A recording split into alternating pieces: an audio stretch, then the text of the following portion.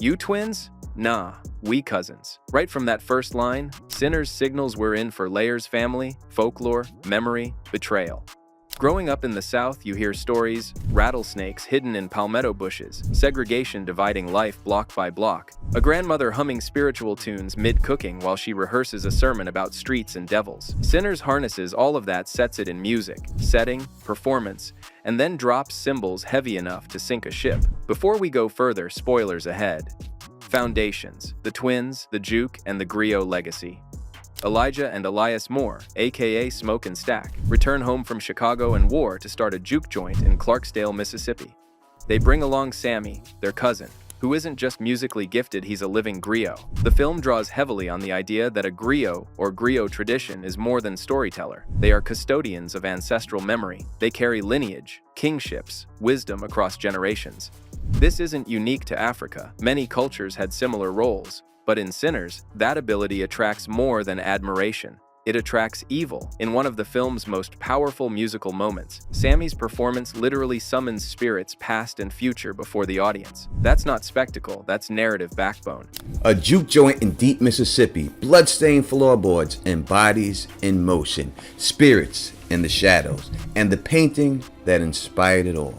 Today we are breaking down the true meaning and history behind the juke joint in Ryan Coogler's Sinners, the role it plays in the movie's horror and hope, and how a famous painting called the Sugar Shack became its visual and spiritual. Here's why that stage scene matters. The juke joint becomes a battlefield, a liminal space between living and dead, between history and present, where music is both shield and weapon. Historical context: veterans, prohibition, and the Black Underground. When the twins come home after World War I, they expect something tangible: honor, stability, respect, a seat at the table of the nation they fought to defend. Instead, they find Jim Crow's brutal economics and daily terror waiting for them. The year 1919 was called the Red Summer for a reason. Across the United States, black neighborhoods were burned, black veterans were lynched still in their uniforms, and entire communities that had begun to thrive economically were crushed under racial violence. These weren't random outbreaks. They were targeted acts meant to remind black men and women that even after bleeding for their country on foreign soil, they would be treated as second-class citizens at home. For returning soldiers like Smoke and Stack, that betrayal cut deep. They had military training discipline, logistics, weapon handling skills that were supposed to guarantee them a future in policing, security, or trade. Instead, those very abilities made them threatening in the eyes of white America. Jobs were denied, housing was withheld, veterans' benefits were delayed or blocked. Their patriotism was met not with gratitude but with hostility. That context matters because it reframes their choices. Their turn to crime isn't painted as reckless rebellion, but as a structural response to a society that gave them no path upward. They weren't playing at gangsters. They were using the only tools left to them in a rigged economy. Organized crime in Chicago and New York saw the value of these trained, hardened veterans. Black soldiers became enforcers, bodyguards, rum runners, drivers, and even independent operators. The twins are simply stepping into that same ecosystem, but on their own terms. They picked their moment carefully. 1932. America is deep in the Great Depression. Prohibition is limping toward its end. The old kingpin Al Capone sits in prison on tax charges, and new figures like Dutch Schultz and Lucky Luciano are scrambling to consolidate power. The system is fractured, and fractures mean opportunity. The twins recognize that window. They don't just want to hustle, they want to build. Supply booze to the community, open a juke joint that doubles as sanctuary and marketplace, and stack power in a time when black ambition was usually smothered.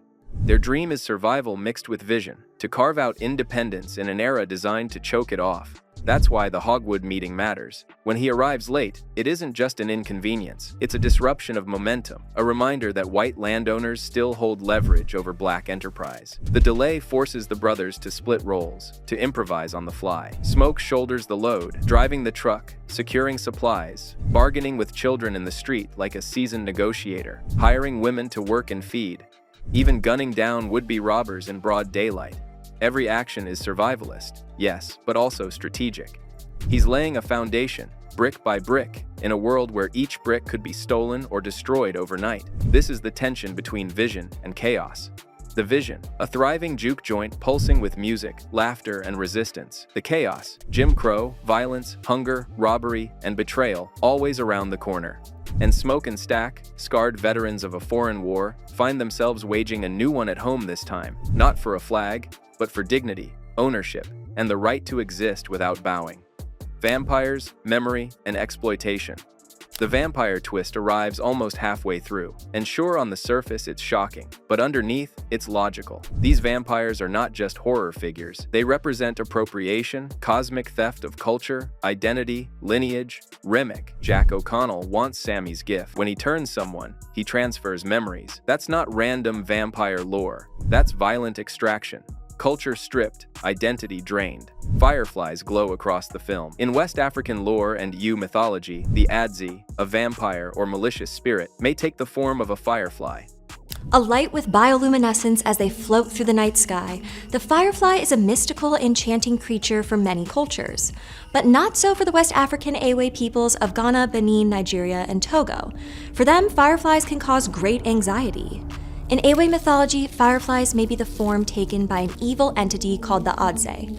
While there are very few folk stories about the Adze as a physical monster, mostly just passing references and descriptions, Adze as a belief is more complex. That symbolism threads through sinners.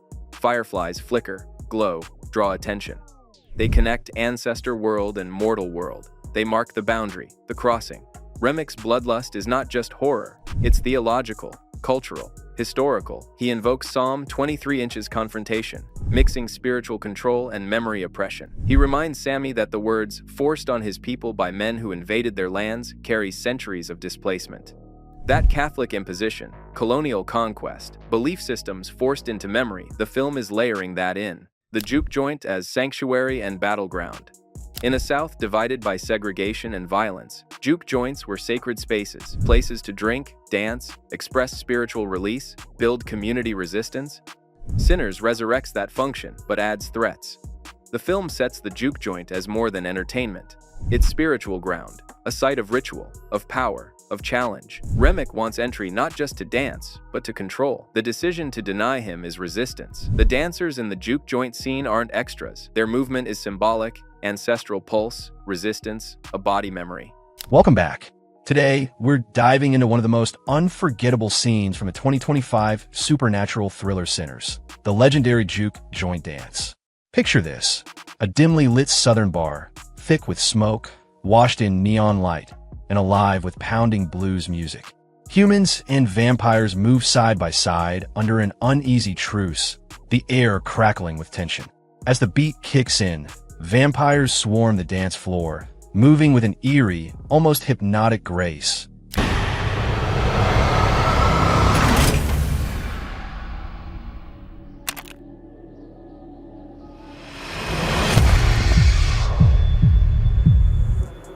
I've been all over this world. I seen men die in ways I ain't even know was possible. Love you, brother.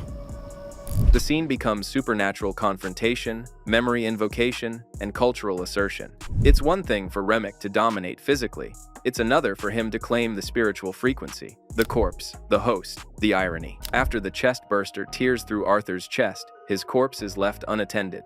The body is fresh, the neural pathways still intact, the eye socket is undamaged. For Remick, or the vampire force, that's perfect. A body with no immune fight, full mobility intact, and the door wide open. It slips in, grips the optic nerve, and moments later, Arthur sits upright. But he isn't alive again. He is occupied. There's depth here. Arthur spent the film fighting chaos, defending minds, pleading for reason. Now he's the host of chaos itself. It's poetic, tragic, inverted. That's how the supernatural becomes commentary. Who speaks through him next may not be Arthur. It may be the cultural monster riding his flesh. Symbols, names, and hidden motifs. Coins and deals. The recurring silver and gold coins symbolize contracts, pacts, passage. From ancient burial coins to ritual payments, it's no accident they show up in negotiation scenes, death exchanges, the blood price, names. Elijah and Elias twin echoes of prophecy and reflection. Stack and smoke evoke pillar names Boaz and Jachin. Mary, Pearline, Slim, each name carries religious, musical, folkloric echoes. Masonic and geometric imagery. In church architecture, the inverted triangles shift orientation in scenes. Checkered floors, symbolic crosses, camera angles layered like altars, vultures, always circling overhead, portents of death, watchers beyond death, spirits above watching land below. Cornbread is Tyler. In lodge tradition, the Tyler guards the door. Cornbread often sits at the periphery, at the entrance, reminding us of thresholds. Each frame, each trope, is deliberate. The film isn't hiding motifs, it's weaving them into tension, identity, legacy, thematic reflections, power and voice. Sammy's voice isn't just art, it's imprinted memory, ancestral authority. Remick wants to hijack it. Ownership versus exploitation.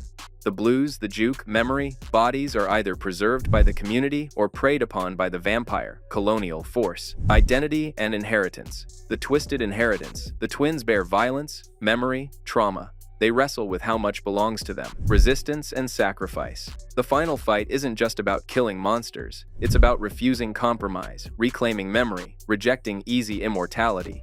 Ryan Coogler, Jordan, and the ensemble gave us a film that works on every plane: emotional, spiritual, historical, mythic. This is not just a flick about vampires. It's a meditation on memory, power, appropriation, and survival. If you watched Sinners and felt your mind buzzing afterward, that's because the film is built to keep unraveling. What resonated for you: the juke joint scene, the firefly symbolism, Remick's memory theft, or Arthur's body as vessel? Drop your thoughts below. If you want more breakdowns like this, smash that like button and subscribe. Because Sinners isn't just a film, it's a mirror, and there's always more to see. Peace.